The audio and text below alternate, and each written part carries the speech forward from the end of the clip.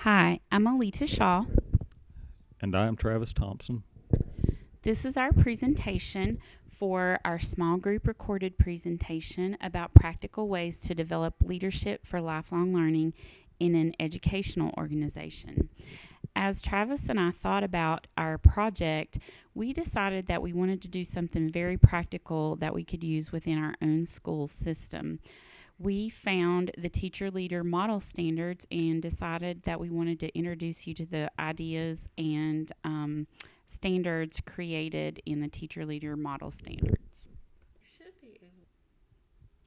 Leadership by teachers is essential to serving the needs of students, schools, and the teaching profession. The Teacher Leadership Exploratory Consortium 2012. In 2008, the Teacher Leadership Exploratory Consortium designed the standards as a guidebook to say, or as a model for school leaders to be able to enhance their leadership for future. So basically, as being the next step for leaders to enhance future leadership in education.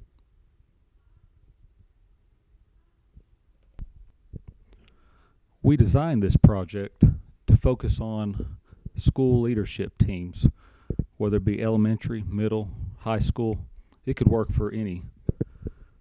And our focus is we want to give you the rationale for doing this. We'll also talk about 7 different teacher leader standards. And then finally, we'll cover our desired outcome, what we're looking for as we finish the project and as it is implemented within the school. Now, when designing the leadership team, we looked at K-12 personnel, and our focus wants to be on a grade level representative. In other words, a representative from first grade, from second grade, from third grade, and so on. We'd also like to involve our related arts, as many leaders in schools come from the related arts sector, whether it be physical education, library, counselor, any of those roles. We also want to include our interventionists and coaches that may be within the school or simply that come to the school a couple times a week. We would like to include them. And lastly, we'd like to have school administration involved, both the assistant principal and the principal, to help in making decisions upon the leadership team. Our primary rationale for choosing the teacher leader model standards as a focus of our project was because we felt that they were such a practical approach to developing leadership at the teacher level. The ideas contained within the standards can be very sustainable and they can be very replicable and applicable to any school setting. As we were doing some of our research, we came across this quote from Katzenmeyer and Mahler in 2001. Within every school, there's a sleeping giant of teacher leadership, which can be a strong catalyst for making change. And both of us have experienced that in our own workplaces and felt that it was something that we were interested in taking to the next level. If you'll notice in our illustration of the teacher leader standards, in no particular order, they are broken down to just simple couple words. As we look at these in the next few slides, they'll be explained in a deeper thought process with more elaboration. The first of the 7 standards within the teacher leader model standards is collaborative culture and fostering a collaborative culture within a school or educational organization. It's very important to supporting both educator development and student learning. Teachers are professionals and they should be encouraged to talk with each other and come together to discuss problems and make decisions. School personnel need to take responsibility for improving their school. It isn't just the person who may be called the leader. The administrator is typically considered the leader, but it's really, a school is all about all of the people in the building: students, faculty, staff, administration, and those people should be encouraged to come together. Empowered teachers are committed, and they take responsibility for identifying and solving problems within their schools. I've often heard it said that if you need a problem solved, just tell it to a teacher. And I think Vernon, Dotson, and Floyd absolutely proved that through their research. Our next standard is that we want our leaders to be research driven. Basically, we don't want our teachers to reinvent the wheel.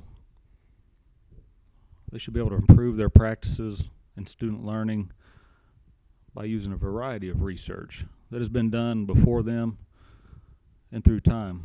In other words, as Wetzler says, having tested tools and resources to adapt allows teachers to avoid starting from scratch, therefore saving precious time, increasing the quality of what they use, and allowing them to focus more on how to teach rather than what to teach. That's a very important quote. Our leaders need to be talking to each other. This kind of ties back into the collaborative part as well, but talking to each other, sharing best practices and ideas, using things that are successful, and sharing that with each other. Research driven. It's huge in leaders being successful.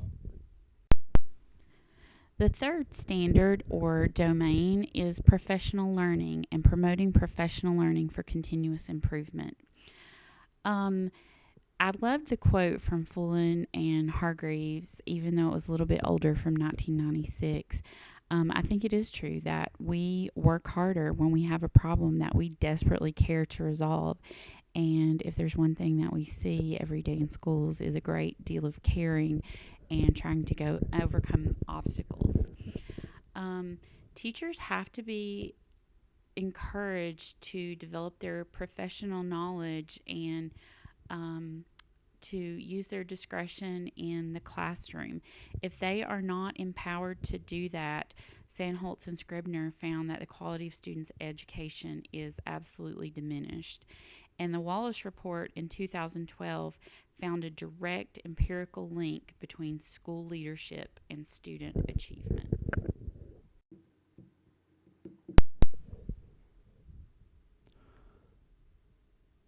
Our next standard is data-driven. We want to ensure that our leaders within the school are making good data-driven decisions, that they're promoting the use of assessments and data for school and district improvement. This data could be based on assessments such as STAR, TCAPS, Ames web testing, any sort of assessments. With these assessments, it will enable teacher to make great decisions on individual needs of students or as a whole group, classes of students. And what the data-driven decisions will also help, it'll help create a climate of trust and critical reflection around these decisions. In other words, it's a good way to support any sort of decisions that are going on in the class, whether it be educational, in cases in elementary, whether we want to retain a student, what kind of data do we have on the student? How are we making these decisions? So everything around this, we want to ensure that our leaders are setting the example by making sure that it is data-driven. Community outreach is our next standard. It's important that teachers and teacher leaders are knowledgeable about their own students and the communities in which those students live. Teachers have to have an understanding of diversity, cultural, ethnic, socioeconomic, and other kinds of diversity in order to be able to understand their students and meet them where they need to meet them to be able to teach them. It's also important to include students and families as stakeholders when making decisions about teaching and education and within the educational organization. So often, sometimes we think that the faculty and the administration are the people who should be making all of the decisions, but it's important to remember that students and families should be included as stakeholders. Also, it's important to reach out and use the resources within your community to improve your educational organization. A great example of that is using your local colleges and universities, both their colleges of education and other departments, when planning curricula. And lastly, teacher leaders should be advocates for their students, for themselves, for their schools. They should belong to professional organizations and know what is happening on the political front, and as new ideas and technologies are being developed. They should participate in leadership opportunities both within the school and outside the school. Taking those leadership opportunities empowers them to lead within their own school settings. They should also advocate for all students. Educational organizations must be inclusive of all students, and teacher leadership must also be sure to be inclusive of all of those students. And advocacy can range from those big things like political action right down to advocating for classroom resources that may be needed to make learning happen within a classroom. As you've noticed in our project, most of the teacher leader model standards have tied together. They've connected in one way or another, with the ultimate goal to develop leadership within the school leadership team by following and building on the 7 leader model standards. We want to have the strongest leaders in the school, one in each grade level, related arts, coaches, as we mentioned in the beginning. As they continue to grow, we would like to see them model for their peers and hopefully be contagious. As I mentioned, somewhat like a trickle-down effect. Be contagious, and a desire to lead will be instilled and will be modeled from the top down.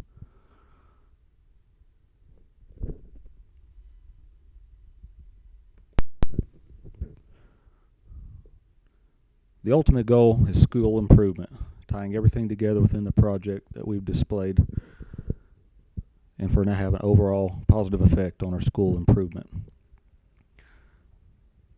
Thank you for listening, observing our slides,